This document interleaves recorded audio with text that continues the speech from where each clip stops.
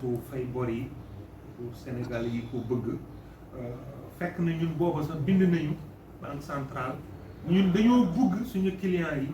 ñu defal leen report échéancier ndax dañu gëm ni suñu clients yi boo dee seet ci opérateur économique mooy ñu gën a néew doole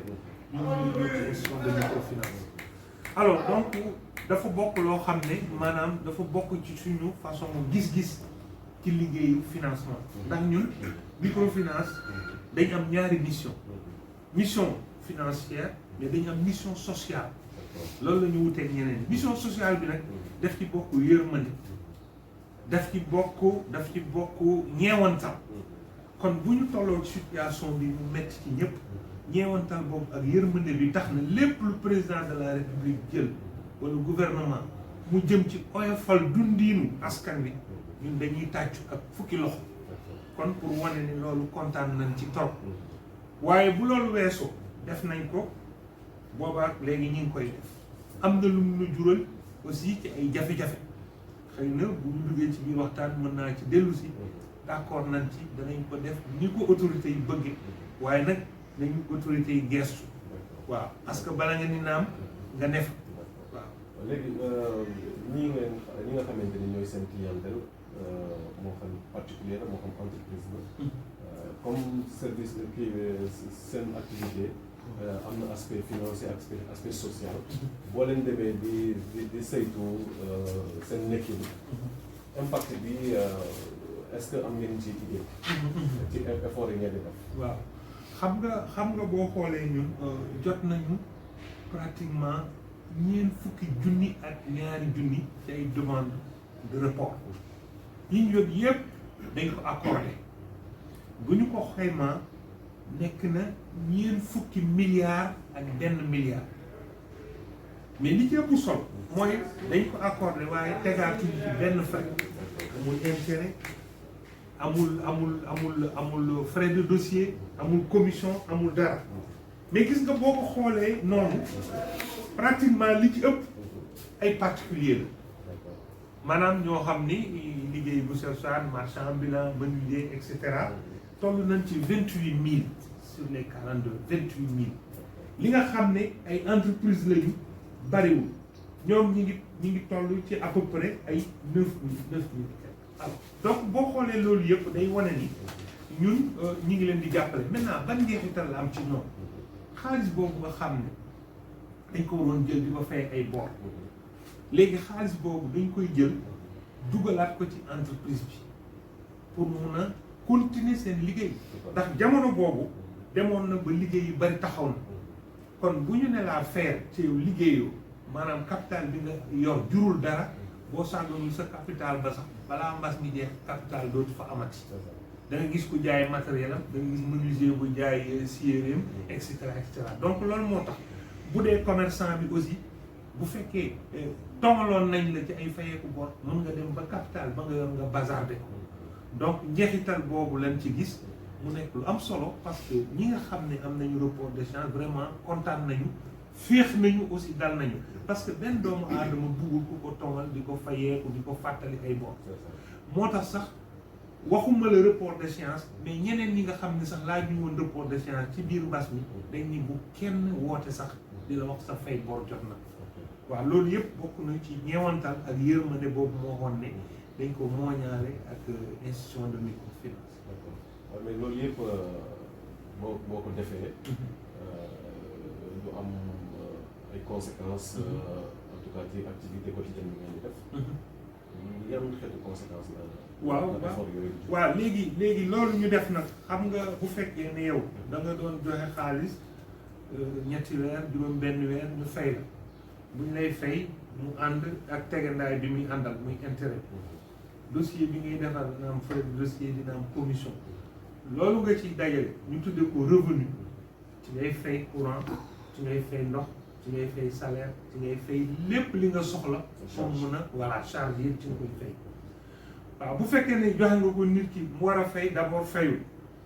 ñu ne la lebalaat ko ñetti weer léegi yokkaat nañ ci ñett muy juróom benn weer parce que dafa mel ni rek dafa waroon fayul nga ne ko téye ko lebalaat naa la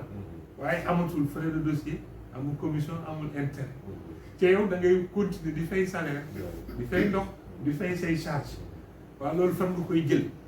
donc amul li koy firnde mooy ku ci ne boo duggee ci compte d'exploitation da ngay gis ni dafa am déficit maanaam da ngay liggéey ci perte fi mu nekk nii loolu nag bu yàggee boo sàgganul institution yi gën a néew doole danañu taxaw danañu tëj foofu laay woowee état bi pour ñu jàppale ñu parce que naam baax na ñu jox ñu ay financement yam dañu koy lebal ci ñeent bu juróomi at waaye aussi baax na ñu jox ñu loo xam ne danañu mën a tax ñu mën a continuer di fay salaire di fay courant di fay ndox ngir ëllëg bu ñu jógee ci mbas mi ñu mën fee ne bala nga ne naam nga ne fi man fee ne mën a continuer di servir sénégalais nga xam ne toll nañ ci 7 millions ak genn wàllu Sénégal yoo xam ne ñu ngi liggéey ak institution de microfinance donc état bi am na effort yu mu jot a def ci 12 milliards yi ñu demandé woon ñu jox ko jaarale ci FONGIP ñu ni fonds d'urgence la 3 milliards 700 lañ ci jot donc pour dire que depuis 3 mois institutions yu bari ñu ngi xaar parce que loolu doon na leen jàppale ci trésor mais aussi état bi taxawal na benn kuréel bu tudd Fonds national de la microfinance FONAMIF nga xam ni c'est le président Boudia Gueye qui a été désigné même pour être le directeur général tàmbaleegul mais am nañ yaakaar ne bu tàmbalee fii 2021 dana nekk loo xam ne instrument bu am solo boo xam ne dina mën a gën a taxawu secteur bi mais fi ñu toll tembe opération de sauvetage lay wax pour le secteur de la microfinance kooku nag ñu ngi wax chef de l'État que li mu wax ànd nañ ci d'accord nañ ci dañ ko def ak xol bu leer bu sell parce que yéene bi mu am ci askan wi bu day noonu lañ ci am waaye nañu gestu bala ñoo suux ñun tamit parce que bu ñu suuxee waxuma le report d'échéance defe naa ne bu boobaa dina gën a metti ci économie nationale bi yépp ndaxte nag 10% économie nationale ñun ñoo koy financer su ma waxee 10% c'est de l'économie réelle jaaykatu jën bi jaaykatu gerte caaf jaaykatu mango menuisier bi tailleur bi coiffeuse bi nekk ci koñ bi tisserand bi ñoon ñun la ñuy liggéeyee te loolu dafa am solo ci réew la toute petite micro-entreprise alors donc loolu mooy yëf yi en tout cas situation bu doy waar la bàyyiwul benn réew ci àdduna bu ñu demee bay wax réew yi ëpp doole ñu ngi ci ay croissance boo xam ne négatif dañoo wàcc ba moins ñuy wax ay 18% ci ay 14% c'est que kooku catastrophe la effort de guerre boobu nag ñu ni bu guerre jotee ku ne da ngay am loo ci dugal def naa institution microfinance dox na ci wàllam ba mu mat sëkk waaye nañu état bi gestu ndax impôt mi ngi ñuy topp mi ngi ñuy sonal ndax dañoo tardé fay ay impôt sur le revenu mois d'avril mois de mai ak juin ñu ngi ñuy def ay redressement ñu ngi ñuy yónnee avis à chef détenteur di bloquer suñu compte yi fonds de garantie des dépôts mu ngi ni taxaw ni dañu war a cotiser ba mu toll ci 700 millions ci cotisation boo xam ne dañ ne pour en cas bu institution bi daanoo ñu mën a dédommager ñi fa nekk waaye bala ñoo wax question bi daanu nañ fexe ba bu mu daanu bu fekkee yow lii nga ko nar a sëf attanu ko mais day góor charge yi ñu teg mbaam mi bu fekkee ne attanu ko day mujj góor day àgg suuf ñun loolu la ñu bëgg ñu moytu ko ci secteur de la microfinance parce que secteur la boo xam ne c'est un secteur très jeune amagul 30 ans wala ci lay yem banques yi am nañu des siècles d'existence am nañu solidité boo xam ne yàgg moo tax moo leen ko may donc boo yoree garab muy màgg dëgëragul trop da ngay fexe ba aar ko ba sàmm ko waaw parce que li muy jouer rôle social bi muy jouer rôle d'équilibre social bi muy jouer ci réew mi kenn mënatu koo nu mu tudd waaw wedd merci beaucoup jërëjëf merci beaucoup merci beaucoup waaw